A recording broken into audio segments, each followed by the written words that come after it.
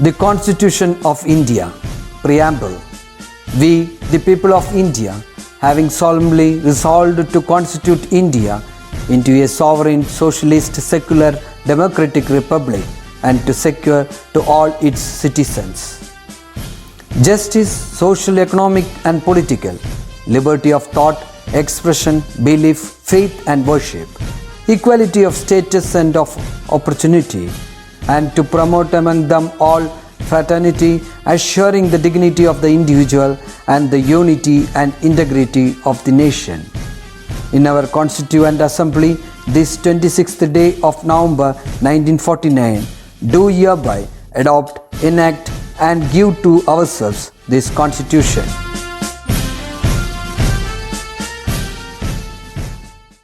Hi children, how are you? I hope you are doing good there, safe and sound. It has been several days since you started staying home because of this contagious disease. I can understand how much you are finding it difficult, not able to go out and play with your friends, missing the time you spent with them and the games you enjoyed, isn't it? You'll be feeling frustrated and grumpy, sitting idle for a long time at the same place, not getting the chance to be the way you used to be, right? Don't worry, hopefully this will pass soon and all of us may get back to the time we enjoyed. Let's pray for that.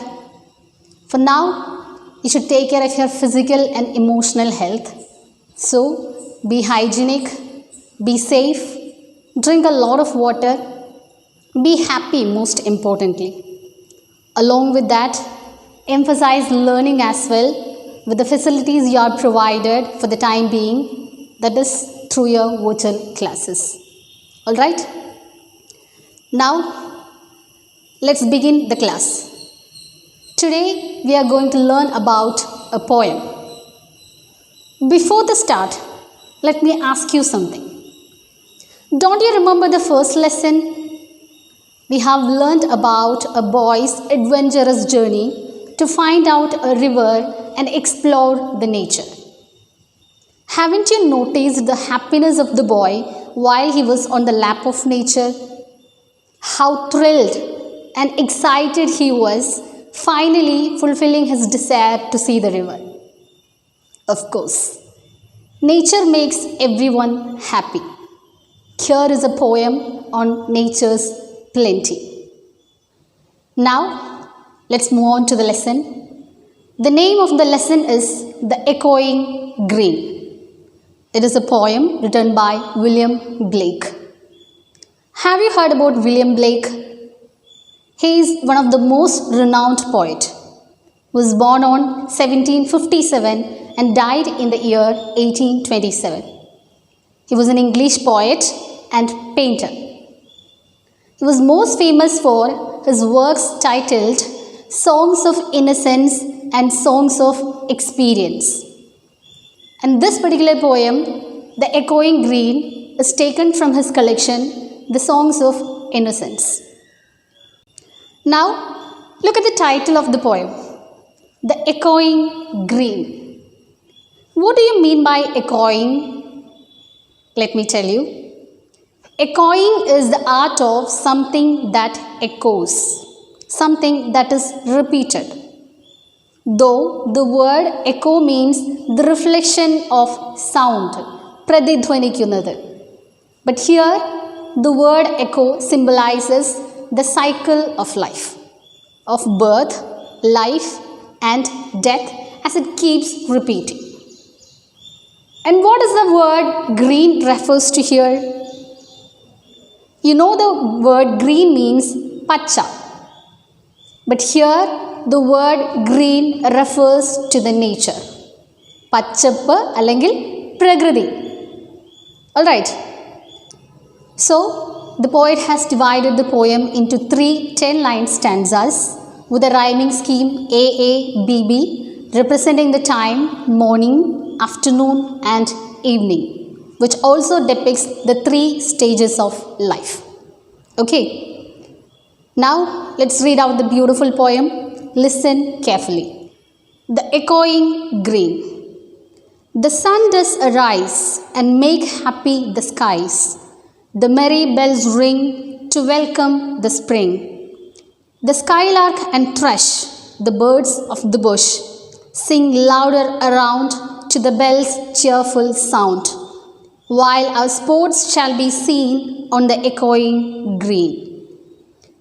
Old John with white hair does laugh away care, sitting under the oak among the old folk.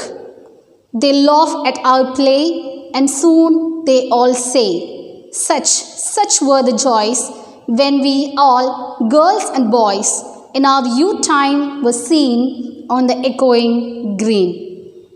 Till the little ones weary, no more can be merry. The sun does descend, and our sports have an end. Round the laps of their mother, many sisters and brothers, like birds in their nest, are ready for rest, and sport no more seen on the darkening green. So, the poem is on the appreciation of nature, yet we can also find the theme of life and death if we go deep into the poem. The speaker of the poem is a young child who is playing on the lap of nature. We can go through the poem stanza by stanza. The sun does arise and make happy the skies. The merry bells ring to welcome the spring. The skylark and thrush, the birds of the bush, sing louder around to the bell's cheerful sound, while our sports shall be seen on the echoing green. So the time mentioned here is the morning.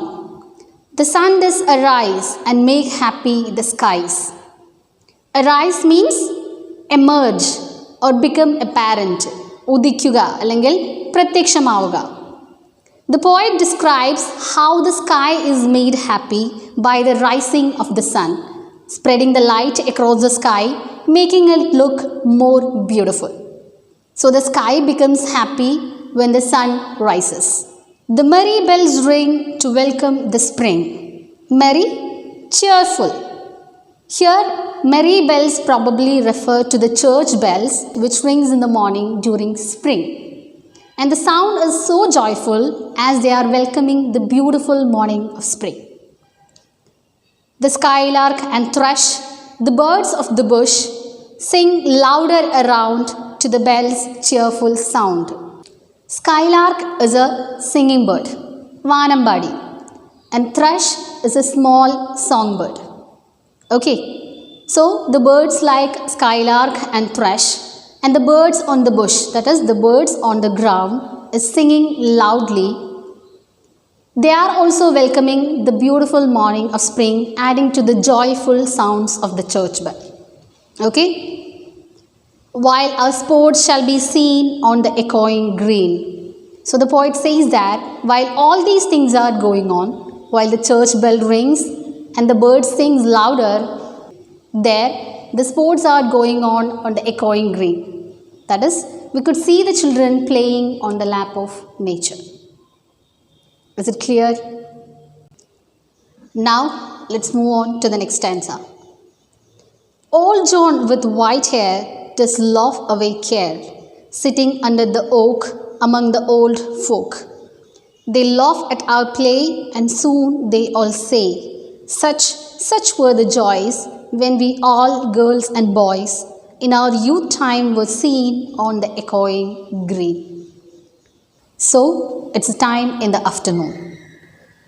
Old John with white hair does laugh away care.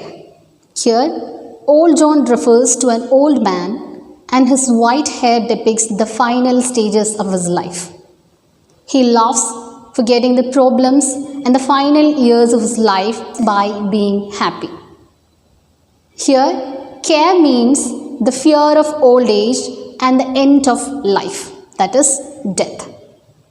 In simple words, the old man with white hair is also there in the park. He is laughing, forgetting his old age and the approaching end of his life. It was described in the first stanza that the children are playing and laughing as they are not aware about the old age and death. Whereas the old man laughs, Hence, he know about all these. Okay? Sitting under the oak among the old folk. So the old man is sitting under the oak tree along with the other old people. Here, the oak tree symbolizes strength, long life, and also experience. Since it is there for many years, it also provides shelter for the old men who sit under the tree watching the children play. They laugh at our play and soon they all say. So, they are all are laughing looking at the children playing. Soon they say, such were the joys when we all, girls and boys, in our youth time were seen on the echoing green. So, looking at the children playing, they start recalling their childhood days. Being young, they also used to enjoy on the echoing green. Earlier, it was the old men who used to enjoy playing. As they are old now, their place is taken by the children. Is it clear? Now, moving on to the next stanza. Till the little ones weary, no more can be merry. The sun does descend, and our sports have an end. Round the laps of their mother, many sisters and brothers, like birds in their nest, are ready for rest, and sport no more seen on the darkening green. Here, the time is evening. The little ones weary, and no more can be merry. The sun does descend, and our sports have an end. So the children get weary. Weary means tired. So the children are tired and they can no more enjoy playing. As the sun descends, as the sun sets, they stop playing and go back to home. Round the laps of their mother, many sisters and brothers, like birds in their nest, are ready for rest.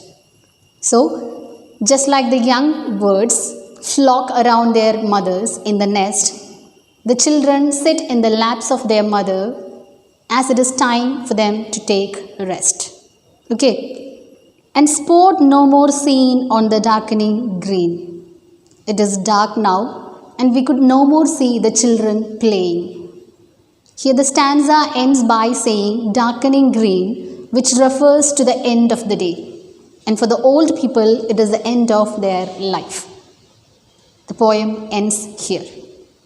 So, this is a life cycle.